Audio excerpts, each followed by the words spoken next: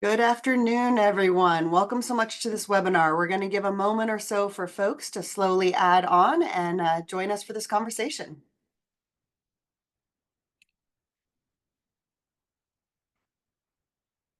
Awesome to see the numbers ticking up on the participants for today's webinar. We'll keep holding. I've got a goal of over 100, so.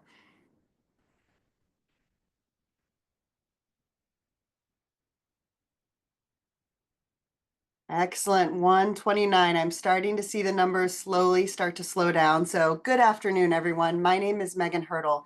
I'm the Deputy Secretary for Biodiversity and Habitat at California Natural Resources Agency. Thank you so much for taking the time to join us today. I'm really thrilled to have the opportunity to introduce this incredible webinar today on the regulatory strategies to advance restoration with a focus on CEQA pathways. So some housekeeping before we get started. We are on a webinar format. I think most of us know how to handle that these days, but just in case you haven't been on these over the last 4 years, your microphones and videos have been muted, but we really do encourage you to look at the bottom of your screen and put your questions in the Q&A box that you'll find at the bottom of the Zoom webinar. This will help us tee up some questions for the discussion that we'll have at the end of this webinar, as well as be able to answer some of them directly throughout the presentations. Also wanted to let everyone know that we are recording this webinar so that it can be watched in the future, and it will be posted on our website as part of this series on cutting the green tape. So before we jump into the subject matter today, I do just want to take a moment to acknowledge what is on the top of all of our minds right now, and that is the fires in Los Angeles. To all of the people and the communities that have been devastated by these fires, I wanted to say that we are thinking of you and that we are working very hard to make sure that these fires are controlled and that recovery is as rapid as possible. I also just wanted to acknowledge the thousands of first responders that have been out there and that are continuing to work on the ground, both for preparedness and recovery. Thank you for the work that you are doing every day.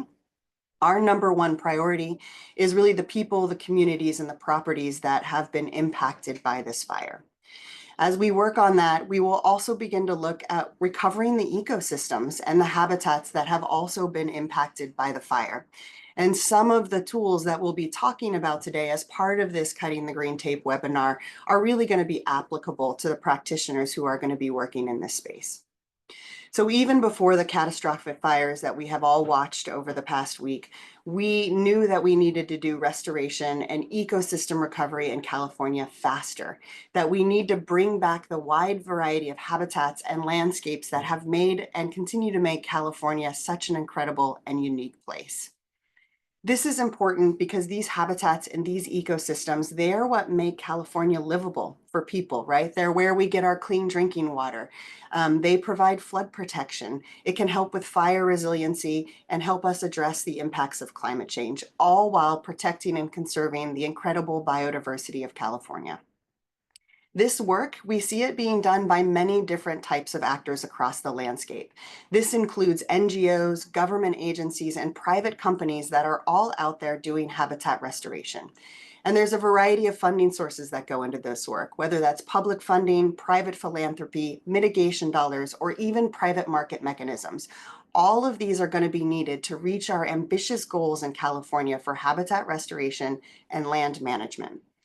And we have ambitious state targets. So my personal favorite, 30 by 30, our state's effort to conserve 30% of our land and coastal waters by 2030 to reverse biodiversity loss, but also our nature-based climate targets, our wildfire task force action plan, all of these set forward targets for habitat restoration on the landscape. And this is where cutting the green tape comes in. We know that we need to do the work of habitat restoration faster and better on the landscape. And it's the incredible work of some of the folks you're going to hear from today, our government agencies, as well as our external partners like California Landscape Stewardship Network, Sustainable Conservation, and many others that have spent years thinking about and executing ways to streamline the permits that are required to do this type of habitat restoration on the ground. We know that we have more to do, but we are making progress. And we're really excited to have this first webinar today that's going to dive into some of the technical details of the tools that are out there for you to use. Now, this is the first in a series of technical webinars, so we encourage you to watch this one and watch ones in the future. If you would like an overview of cutting the green tape, please take a moment to go back to our Secretary Speakers series that was hosted in December that really talks about the high-level policy and impetus behind some of this cutting the green tape work. I also want to give an acknowledgement that on Friday, we will be hosting a webinar on Proposition 4 climate bond rollout, because in addition to streamlining the permits needed to do the work, we're also trying to think about how to get money out the door faster and more effectively to help this work happen at scale. So thank you again so much for joining. You are an integral part to making cutting the green tape work. We look forward to having you learn about these tools, but also hearing your feedback on how they're working on the ground. So with that, I would like to invite a great partner on the screen with me, Kellyx Nelson. She is with the Steering Committee of California Landscape Stewardship Network, which has really helped catalyze cutting the green tape with CNRA. She's also the Executive Director of San Mateo Resource Conservation District. You may not sleep, Kellyx, I'm not sure. You clearly are wearing many hats, but I'm super thrilled to be able to pass over the facilitation of this webinar to you. Thanks so much. Thank you, Deputy Secretary. You've offered a compelling vision for the urgent need for regulatory efficiency in our work and really highlighted the purpose of this webinar today. For those of you who are joining, this webinar, as the Deputy Secretary mentioned, is part of a series of deeper dives into specific tools that you might use, some new, some less new, for efficient and effective regulatory compliance to advance restoration. Today's focus is on CEQA pathways, the new statutory exemption for restoration projects through the California Department of Fish and Wildlife, the programmatic EIR for CEQA compliance when using the State Water Board's new State Restoration General Order, and some pre-existing, like the categorical exemption for small-scale habitat restoration projects. The purpose of this webinar today is to give all of you who have joined access to the agency's staff for technical insights about why, when, how practitioners might utilize these CEQA tools. We were going to be joined by John Fitch, CAL FIRE's Vegetation Management Program Manager, to learn more about the Cal VTP, or Vegetation Treatment Program's Programmatic EIR. However, John and many of his colleagues have been deployed to provide assistance in Southern California right now, and we're grateful to him for that work and that focus today. So we'll begin with presentations from agency staff. Then we'll have some opportunities for those of you joining today to get some of your questions answered. And then the staff will offer some key parting thoughts or guidance from our presenters will. So stick around for that, and we'll end by 1 o'clock.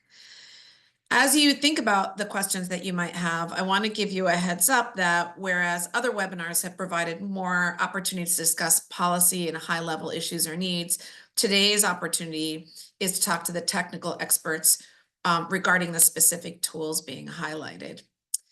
So I would love to invite our presenters on the screen and introduce them. Brad Henderson is the program manager for the California Department of Fish and Wildlife's Cutting the Green Tape program. Brad has been with CDFW for over 20 years and has worked throughout California in both public and private sectors.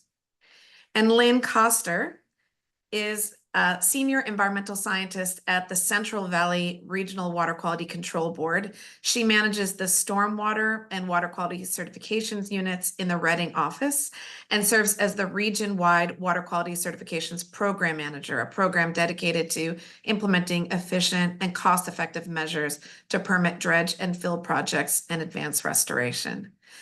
So I'm going to pass it over to you, Brad, to go ahead and make your presentation, and then we'll switch to Lynn.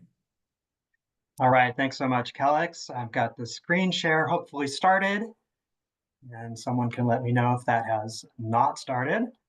And we'll rearrange the windows. Thank you so much. All right, well, thanks so much, everyone, for being here today. I'm really excited to talk about this topic. My name is Brad Henderson. I'm the Department of Fish and Wildlife's Cutting the Green Tape Program Manager. And our program, the Cutting the Green Tape program, whoops, I didn't mean to do that, was created back in late 2021 to increase the pace and scale of habitat restoration. These actions will help address the biodiversity crisis as well as the climate change emergency. So indeed, these things are very urgent. We believe that. We achieve our mission by developing new streamlined tools and improving processes. The CGT program is housed within CDFW's Watershed Restoration Grants Branch, which is a part of the department that's never really worked on CEQA or environmental permitting other than funding some of these activities. So it is something that is still really new, and we just celebrated our 3-year anniversary. Our program has 3 primary focal areas. The first, as Watershed Restoration Grants Branch, is to improve our grant funding procedures, and we hope that we've made some major improvements in the last few years on getting that money out the door. A second focus is developing and implementing new restoration permitting tools and CEQA strategies. We're going to talk about CEQA in just a second. And finally, and probably the most fun, is collaborating with practitioners and agencies on project designs, project implementation, permitting, monitoring, and more. In short, we really enjoy fixing things. Have you got CEQA? Probably need it. CEQA, of course, is the California Environmental Quality Act.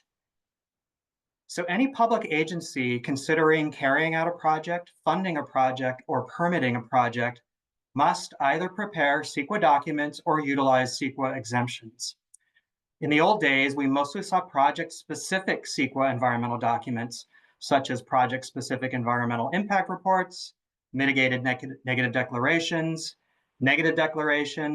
etc., even for beneficial restoration projects. And these are long and drawn-out procedural processes that do a lot of good in terms of informing agencies and when they're making a decision, informing the public about a project's impacts. But I think there's been a real awakening that we may not need to follow the same procedures for development projects as maybe we could for restoration projects. And so today we have a whole new world of CEQA. We have new options, things like programmatic CEQA platforms for restoration, like CalVTP, or the Statewide Restoration General Order Program EIR that you're going to hear about today from Lynn. We also have categorical exemptions for restoration, in particular, the Class 33 categorical exemption for small habitat restoration projects. These are projects that are under 5 acres, and that's wonderful, but of course we want to go bigger than 5 acres. And so we have something else that I'll be talking about today, and this is called the Statutory Exemption for Restoration Projects, or SERP, which will be the subject from here on out. So SERP is a complete exemption from CEQA. This means that CEQA does not apply at all if a project meets the SERP criteria and all the steps of the SERP process have been completed. And we'll go through those in just a second. SERP was passed by the legislature as a trailer bill in late 2021. It had a shelf life of about 3 years. That shelf life was recently extended, and now SERP will be with us at least through 2029. 63 projects have received SERP concurrences to date, which then enable the lead agency for each of those projects to go ahead and approve the project using that SERP CEQA platform. The SERP exemption process is truly a collaboration between the CEQA lead agency for a project and CDFW. The lead agency proposes using the exemption and provides their rationale based on science and evidence. And then the CDFW director concurs. Once that concurrence from our director is in place and back to the lead agency may then approve the project.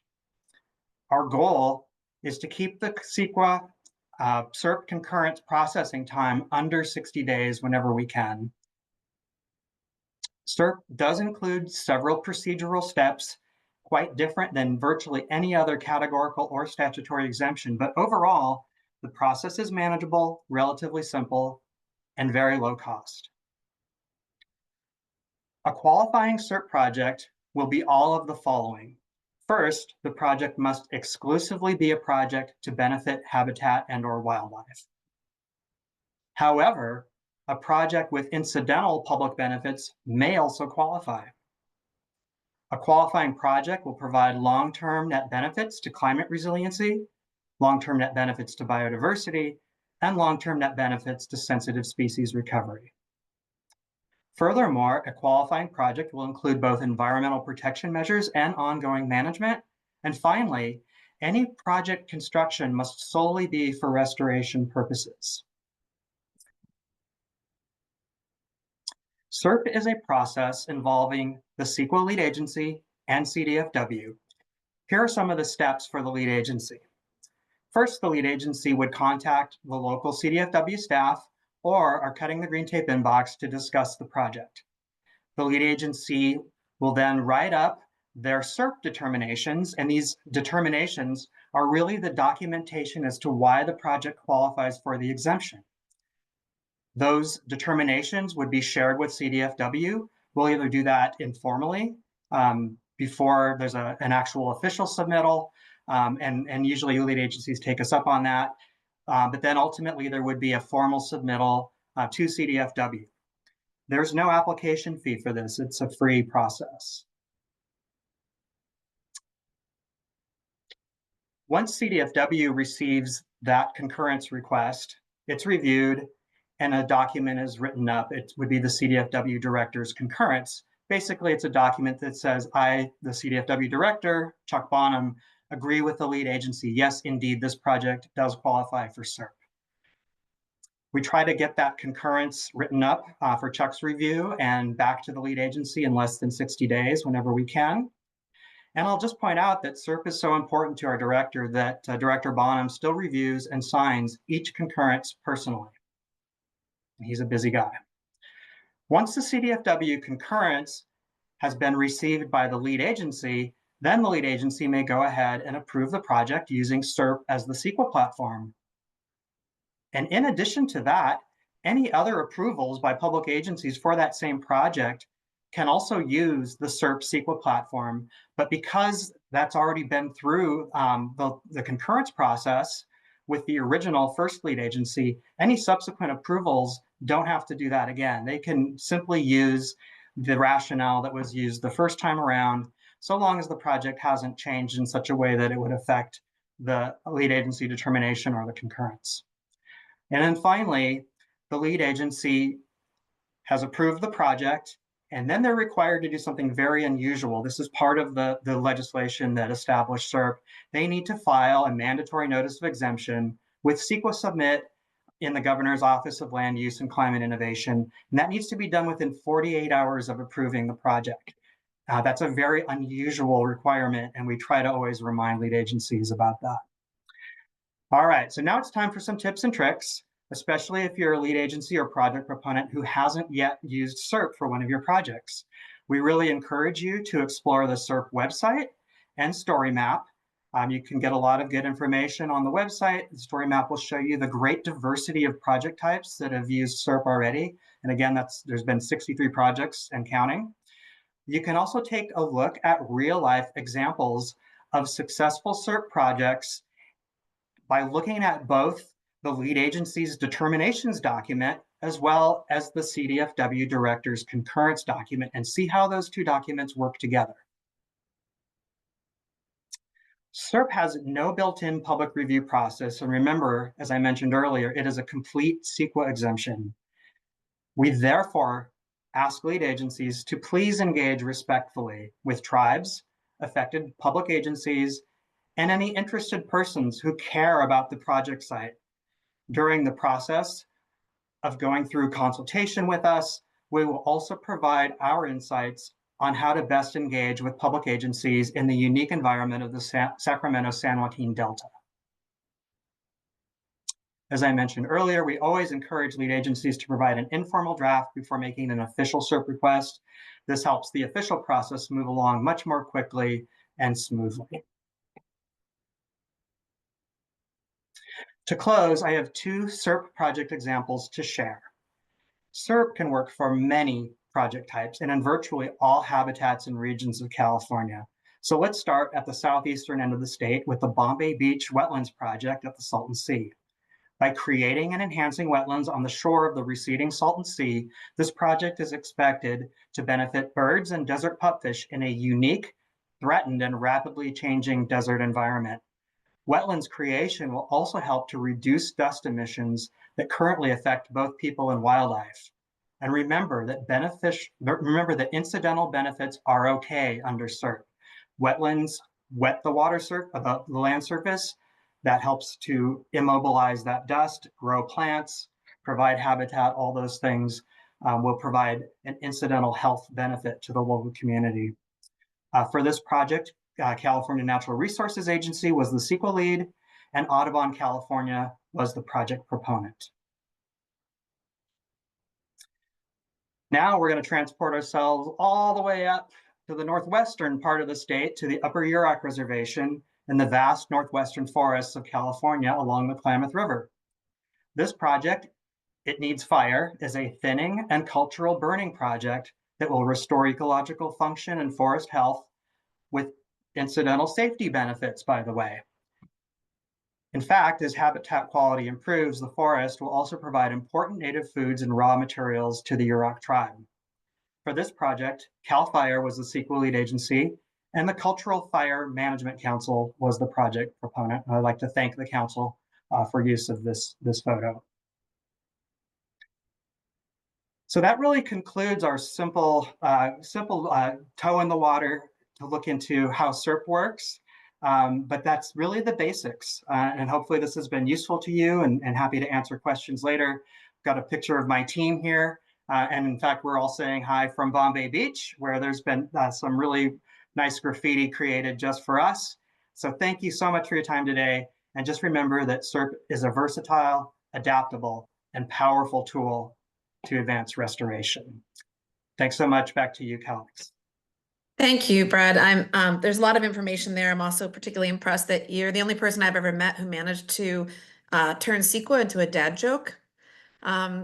So we're going to bring Lynn on screen now, and after Lynn's presentation, we'll bring both Brad and Lynn back for some Q&A.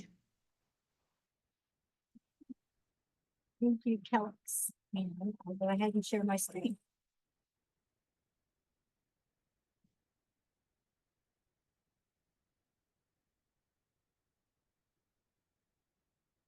Get the confirmation that you're able to see my screen. We can see it. Thanks. Okay, great. Good afternoon. I'm Lynn Coster from the Central Valley Regional Water Quality Control Board and the region-wide Water Quality Certifications Program Manager. I'm excited to share an efficient pathway developed by State Water Board for conducting CEQA review of restoration projects. My presentation will cover CEQA options for restoration projects, the background of the Statewide Restoration General Order and Program EIR, utilization of the program EIR, and an example of CEQA compliance documentation. The California Environmental Quality Act, or CEQA, is a California law enacted in 1969 that requires public agencies in the state to evaluate environmental impacts of proposed projects. The CEQA lead agency is the public agency which has the principal responsibility for carrying out or approving a project which may have a significant effect on the environment.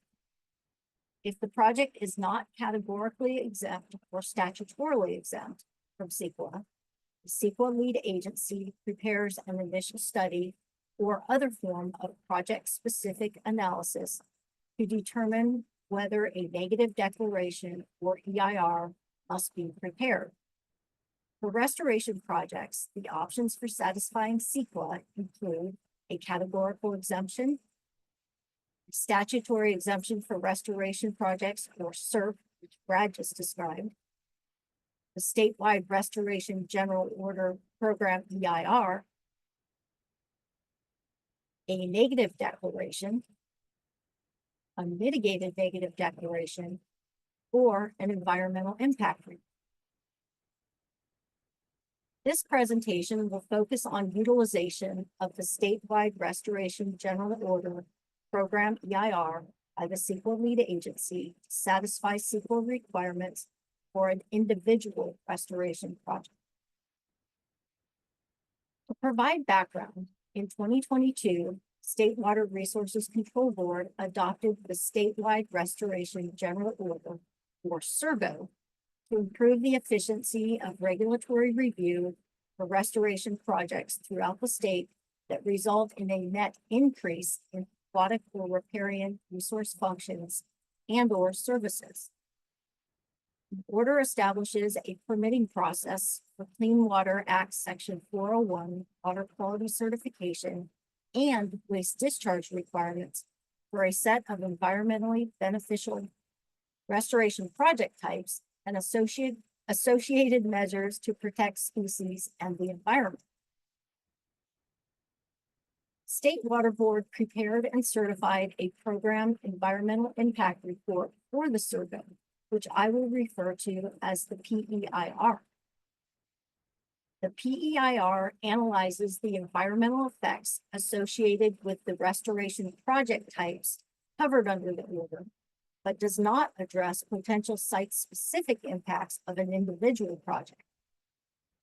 The PEIR may be utilized to satisfy the CEQA review process for an individual project, although supplemental CEQA review may be required. If proposing to utilize the PEIR, the CEQA lead agency conducts a project-specific analysis or an initial study to determine if all project impacts are within the scope of the PEIR, or if the project will result in any new or substantially more severe impacts than those covered in the PEIR. To verify consistency with the PEIR, CEQA lead agency would identify all impact statements from the PEIR applicable to the project, all PEIR mitigation measures required to be implemented for a less than significant determination, any significant unmitigated impacts, and if applicable, additional mitigation measures for a less than significant determination. Although difficult to see the details, this is an example of a spreadsheet developed by the North Coast Regional Water Quality Control Board to analyze project-specific impacts and document consistency with the PEIR. The first column lists the environmental factors potentially affected by the project. The environmental factors are the same as the review checklist provided in Appendix G of the CEQA statute and guidelines, which serves as a suggested environmental checklist form for use by the lead agency. The second column lists all impact statements from the PEIR that apply to the project, and the next column lists the applicable mitigation measures identified in the PEIR that would be implemented for the impact to be considered less than significant. The following column identifies any significant impacts that remain after mitigation, followed by additional mitigation measures required for the impact to be considered less than significant. The final column is used to provide a description of the project-specific impacts or other comments related to the impact statement. To identify new project-specific impacts that were not covered in the PEIR, or an impact that is substantially more severe than the impacts identified in the PEIR, the CEQA lead agency may use the environmental checklist provided in Attachment G of the CEQA statute and guidelines and referenced earlier. If the project-specific analysis identifies a new project impact that is not identified in the PEIR, a project impact that remains potentially significant after incorporating mitigation measures identified in the PEIR, and/or an impact that is substantially more severe than the impact identified in the PEIR, supplemental CEQA review may be triggered. If all environmental effects of the project are covered under the PEIR, the CEQA lead agency may utilize the PEIR for CEQA compliance and would file a notice of determination with the state clearinghouse after approval of the project. If applying for a permit from the water board, CEQA compliance documentation would be submitted to the Water Board during the application process. It is important to note that mitigation measures from the PEIR must be incorporated into the individual restoration project to address significant or potentially significant impacts on the environment that are applicable to the project. If at least one new impact is identified that was not covered in the PEIR, supplemental CEQA review is conducted. If the impact is determined to be less than significant, a subsequent negative declaration or other CEQA document may need to be prepared and a notice of determination filed with the state clearinghouse after project approval.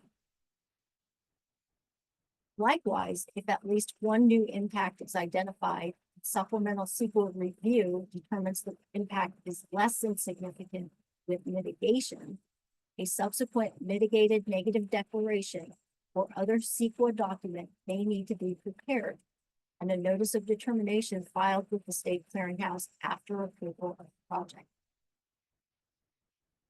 If at least one new impact is identified, the supplemental CEQA review determines the impact is potentially significant and or substantially more severe than impacts covered in the PEIR. A subsequent EIR or other CEQA document may need to be prepared and a notice of determination filed with the state clearinghouse after approval. I want to stress the importance of early consultation with the Regional Water Quality Control Board with jurisdiction over the project. They can provide guidance on their expectations and available tools for documenting CEQA compliance with the PEIR. I have included a QR code that links to state water boards and the Regional Water Board staff directory for the Water Quality Certification and Wetlands Program, and have also included the website URL. Please use the Q&A tool for any questions. Thank you. Thank you, Lynn. Brad, if you don't mind coming back on the screen. We've been having a flurry of activity already in the Q&A box and certainly in the chat. And thank you, Stephanie, in particular, for posting all those resources in the chat. Also, notes will be available from today, including some of these links that are referenced. So those of you who are participating, please don't feel that you're supposed to be tracking the webinar and all of the links that are being posted. It can be a bit much. There are a couple of questions that have been answered. There's a couple that have been answered, or at least one that I wanted to bring back up because I think there's some nuance to it. And then some that have been flagged for you to answer live. I'm going to pull one up first, which is if you can just offer both or either of you some reflections on when a practitioner might prefer to use SERP or the PEIR or the existing categorical exemption for small-scale habitat restoration projects. And I think that because the PEIR is associated with the State Restoration General Order, I think that for the purpose of this conversation, I think we should assume that it's a project that's using the State Restoration General Order. So if you are using the State Restoration General Order, why might one prefer to use the PEIR with that or SERP with that? Or in other cases, the CADX. I'll pass it to either of you. Sure, I'll jump in. I really think it's the CEQA lead agency's preference. There isn't a right way. It's not like SERP is the correct way for this type of project or the PEIR is the correct way. There are options, and prior to these two pathways, a lot of restoration projects used a mitigated negative declaration. It's probably the most frequent if it didn't fit a categorical exemption for a small habitat project. I would say, again, it's up to the CEQA lead agency, but if a project fits under a categorical exemption, obviously that's probably the most efficient and easiest pathway to satisfy CEQA. After that, it really is a personal preference. Brad? Yeah, thanks for that, Lynn. And I'll add, and one of the questions touched on this is because SERP has this exclusively restoration requirement, there might be projects where it might be challenging to use SERP, where then the SRGO program EIR saves the day. And so those are real conversations that are happening all the time with project teams and with cutting the green tape here at CDFW and our regional boards and the state board. And so it's really worth an exploration. There are no wrong answers as long as you have a CEQA platform that works. But certainly, if your project qualifies for the small habitat CADX, by all means, that has the least amount of process. And that would be the first place to look. And of course, ultimately up to your lead agencies, and not just the first lead agency, but that whole string of lead agencies that might be involved in sequential project approval. So you want to think about both short-term and kind of the whole permitting life of the project as you're going through. I thought I And mentioned, then, oh, sorry, Kellyx. go ahead. No, please go ahead. I thought I would mention too, I think it was highlighted in my presentation that oftentimes there are project-specific impacts that aren't within the scope of the PEIR, and then additional CEQA review is required. That could be a reason that maybe the CEQA lead opts to use the SERP. One more follow-up question for you both on that is certainly it's up to the project lead to determine what CEQA pathway they want to use by definition. Have you heard any feedback from people who are the project leads about their thought process and what they preferred or why they choose one over another, or whether they felt like that was a good decision for them or anything like that? Yeah, we have, and we actually sent out a survey with each completed SERP concurrence. We actually asked the lead agency some questions. How was the experience? Did this process save you time? Did it save you money? And those sorts of things. And so certainly either of the, and we'll throw in CalVTP too as the third kind of leg here of kind of large scale CEQA options. Any of those are guaranteed pretty much to be a big savings of time, money, and frustration as opposed to the old way of doing things. And I really think it gets down to the nuances of the project. A statutory exemption is extremely powerful, but SERP has a pretty narrow entryway. And the program EIRs are wonderful and have a different kind of structure. They're very robust as you go through the whole approval process with multiple agencies for the project, all the responsible agencies that would tag on. But if a project doesn't fit a project type cleanly, then you pivot back to the statutory exemption, maybe if the project could meet those criteria. So no right answer, no wrong answer. It's really all about finding, what works the best for your project. Yeah, thank you. And so there's a question that Brad, you answered in the Q&A that I wanted to pull back out for a moment for another look at it without asking you to be a CEQA attorney or counsel for people, because you're not, it's not your role. If the grantor, let's say the Coastal Conservancy, the landowner is a public agency, also an open space district or state parks or something, and the implementer is maybe an RCD or another public agency. So if it's something collaborative like that, where it's this triumvirate, or in some cases more, of public agencies, without asking you to be the, CEQA counsel about who is considered lead in that point, do you have any observations about what you've seen work or how you've seen people typically approach this? Yeah, and if it were only two, I would just say flip a coin, but we can't do that with three. So I think there is guidance in CEQA about this topic. If a public agency is directly carrying out a project, that public agency is typically the lead agency.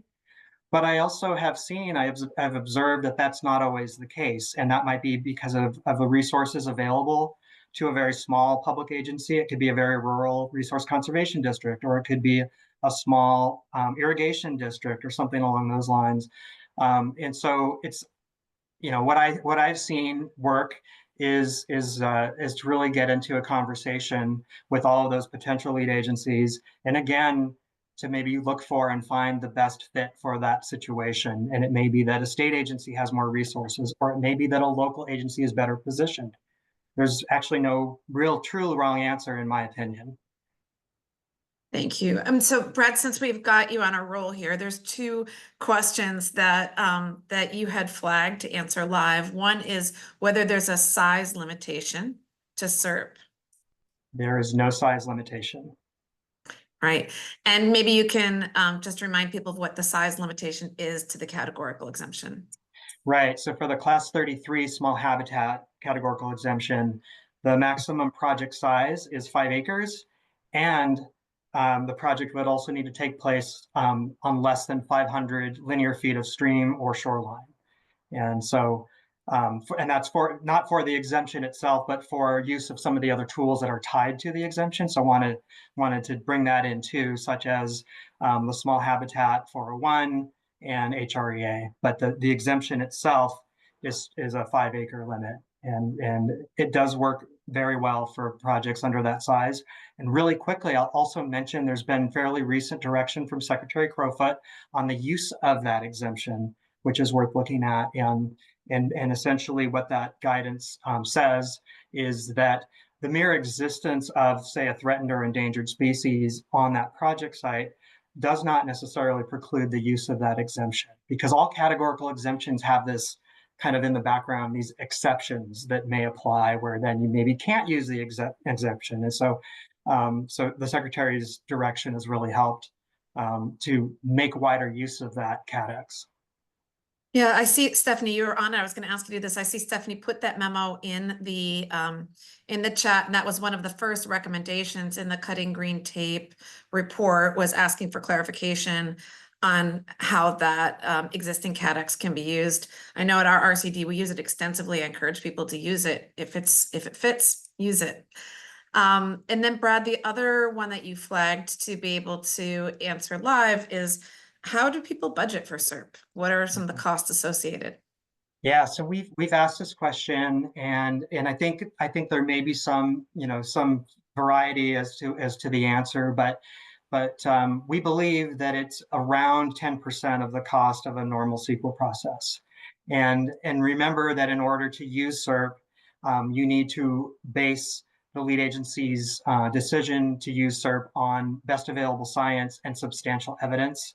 And so gathering that takes some time and money. And also remember that SERP is only a CEQA exemption. So there may be other types of information besides just what's needed to answer the SERP questions. There may be the need for other types of studies or evaluations, or things that would be required for other, other approvals along the way. So that's as far as the CEQA process, though. We've heard kind of at the very upper end of cost savings.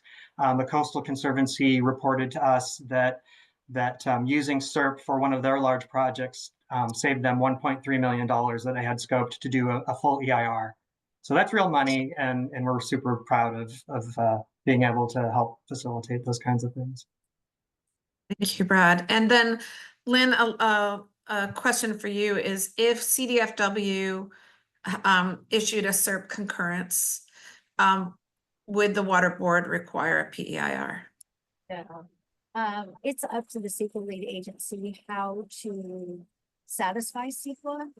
And, if there ever was a situation that the Water Board didn't concur with the CDFW's determination that it was statutorily exempt, we have that ability, and we're a responsible agency, so we would have those conversations early on.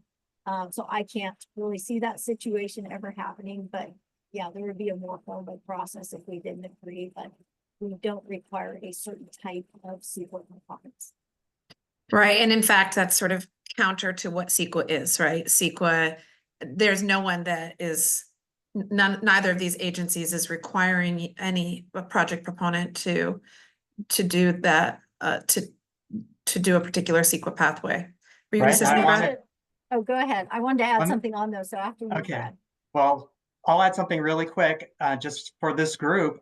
the number one type of agency that's used SERP and far and beyond more than any other has been the state and regional water boards. So I think that's significant that, they have the SRGO Programmatic at their disposal, but they're also embracing SERP for projects that again fit the situation, the context specific best choice.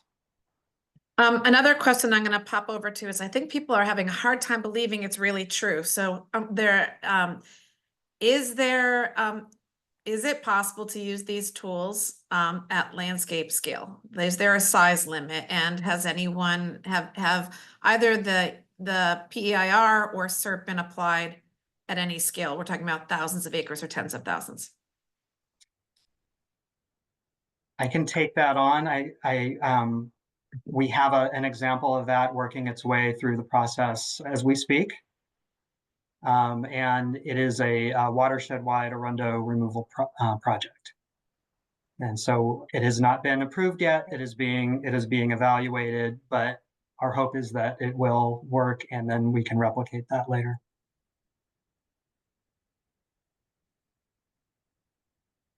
There's a question about how you're working with tribes on these projects, or how that worked in the setup of the exemptions in the PEIR.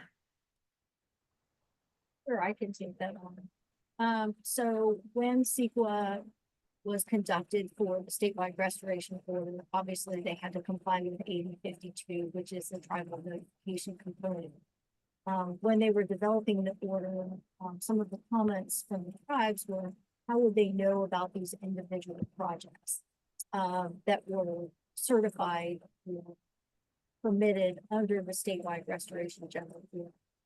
So there is a component of the order that requires the applicant to submit a request for a sacred lands search with the California Native Heritage or Native American Heritage Commission to determine if there are any tribal resources in the area of the project.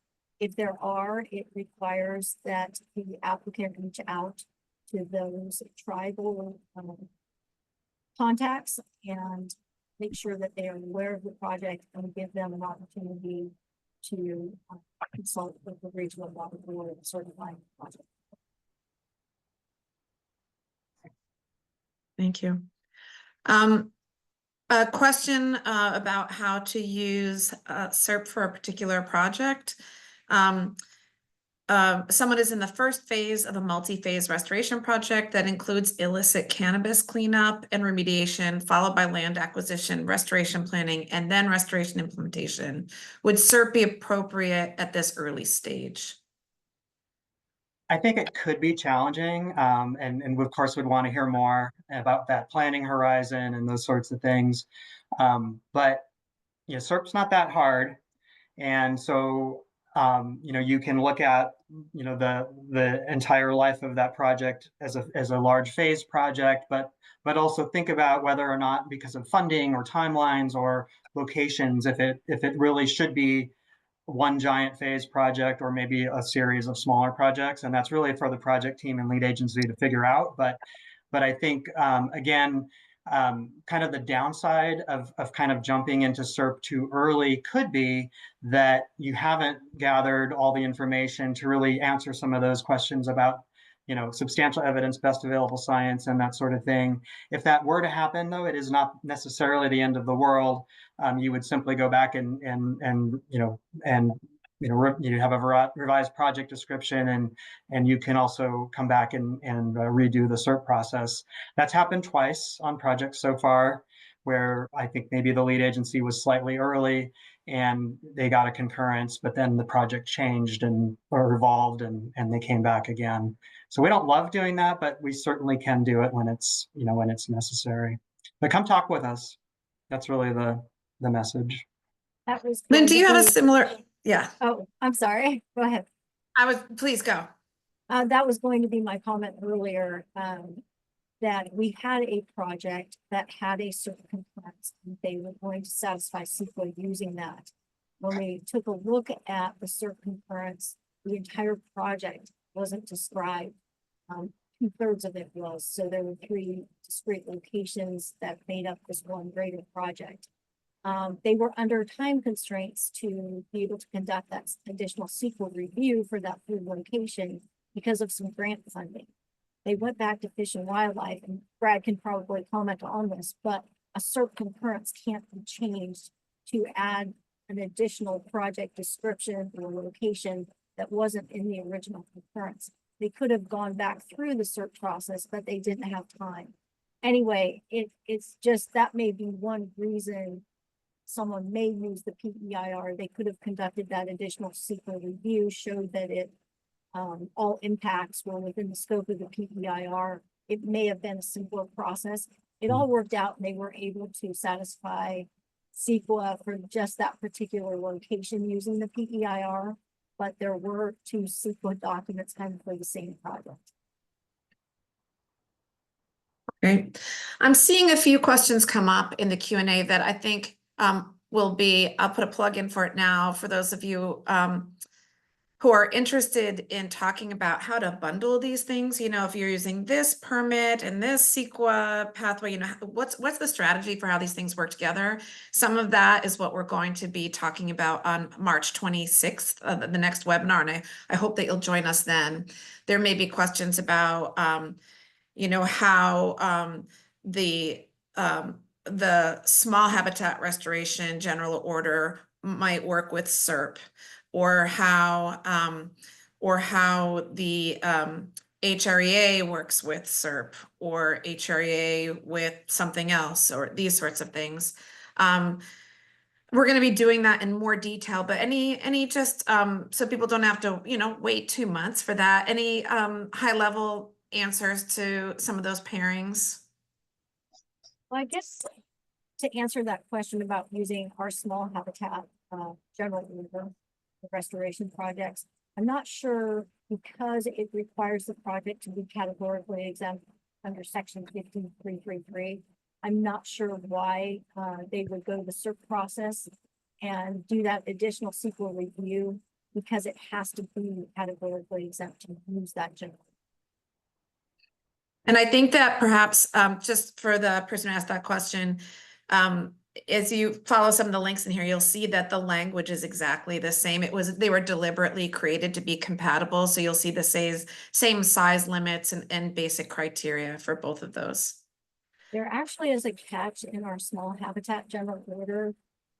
It is held to the threshold of no larger than 5 acres, but it also has a component that it can't be more than, I believe it's 500 linear feet. That's right. Channel. And so sometimes a project might be categorically exempt, but we can't permit it under the small habitat general order. It can still use the CEQA categorical exemption, but we could permit it either under an individual 401 or the survey. And so, so I know I'm appreciative of the level of interest in all of these tools, and I'm going to get us back to really focusing on these CEQA tools today. One of the questions here is for federal agencies who are working on private lands, which agency would be the lead for projects seeking SERP concurrence? So if there are any approvals that could start at the local level, like for example, if there was a need for some sort of grading ordinance permit or something along those lines, it could be a county. The feds for their projects are subject to Clean Water Act, so it could be a 401, and it might be a regional board as a lead agency. Federal activities generally are exempt from the Lake and Stream Alteration Agreement notification with the Department of Fish and Wildlife. As federal agencies, they are not defined as entities under that statute, so it wouldn't be triggered by that. And so it just depends, but it's a public agency, making a discretionary approval of some sort. So that public agency would need to be a non-federal agency in California. And there may be a few projects out there that have no non-federal agency approvals and may not need CEQA at all. I mean, that's also a possibility. I think that's a common misconception too, that if it's a federal agency conducting a project on federal lands, that CEQA doesn't need to be complied with. If it requires a discretionary permit from a state agency, we're required to make sure the project complies with CEQA in order to issue such a permit. Thank you. Last question before this has been going fast and we're gonna wrap it up. This is another question. Actually, it's posed to you, Brad, but I'm gonna ask it of both of you, which is, are you anticipating the, oh, no, I misread it. So Brad, it is just for you. Are you anticipating the number of restoration actions per year covered by SERP to continue growing over time? I think for a while, yeah, and maybe longer. I think there's a connection with funding that's available for restoration projects. A lot of the projects that we work on are somehow tied to either a state funding through grant programs or federal grant programs and that sort of thing. And there's definitely been an uptick. And I think we're on the cusp now of seeing. I believe the vast majority of restoration projects using at least one of these efficient tools, be it Surgo Program EIR, Cal VTP, or SERP for these big projects. And so I think that's growing. There may still be a place somewhere for project-specific environmental reviews. Some restoration projects are actually controversial and probably need some greater public review, and that I think will be a small percentage moving forward. And I hope we see more restoration. That's my dream. Let's keep increasing it until we're all done and restored everything. That sounds like a good transition into asking you each for your one big thing that you want to say today for the people who are here.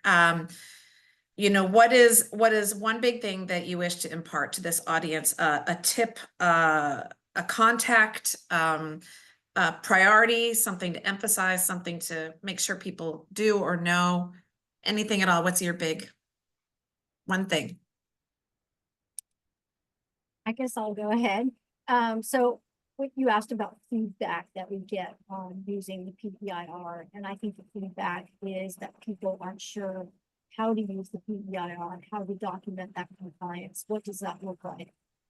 My parting remark is that the 9 regional water quality control boards and state water board are available to provide guidance on CEQA documentation. I know Northwest Region and Region 5 have spreadsheets that someone could use as an example of how to document. So please use that contact list for all of the regional water boards and state water board. Reach out to staff. We're happy to. Brad, did you?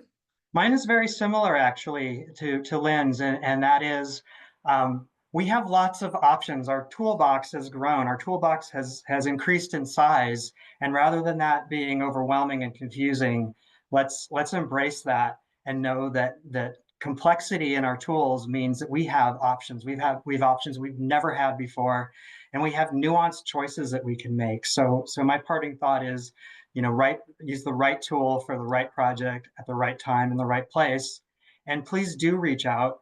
We regularly engage with project teams in kind of a multi-agency group where we actually work through some of these things, and would encourage you to take advantage of that. You don't have to go it alone. We're all excited about this, and we want you to use the most efficient tool to get your restoration project done. Thank you both so much. We have covered a lot of ground today. I'd love to invite Megan on the screen, and thank you both for having joined. We're going to switch to Megan now to wrap this up and tell us about the next one that's coming up. And thank you all for your really good questions so that we could get the information out that people need to use these tools. Great. And in just the last minute, Kellyx, amazing. Thank you. What an incredible webinar to facilitate. You were going through those technical questions at an amazing clip. Brad and Lynn, thank you so much for sharing your expertise on the call. I think my big takeaway is there's a lot of hunger for this information and there's a lot of tools out there. So thank you so much for sharing this. So just a reminder, on Friday, we have a webinar about Proposition 4 climate bond rollout. We've also dropped in links for the upcoming series on cutting the green tape. And my other recommendation is this will be posted on our website. So please share this with your colleagues and others. Let's use this as an ongoing evergreen resource to help people understand what tools are out there. And so with that, it is 1 o'clock. Thank you all for the work you are doing on the ground. Kellyx, any parting words I missed? That's it. Thank you. All right, thanks all. We'll see you at the next one.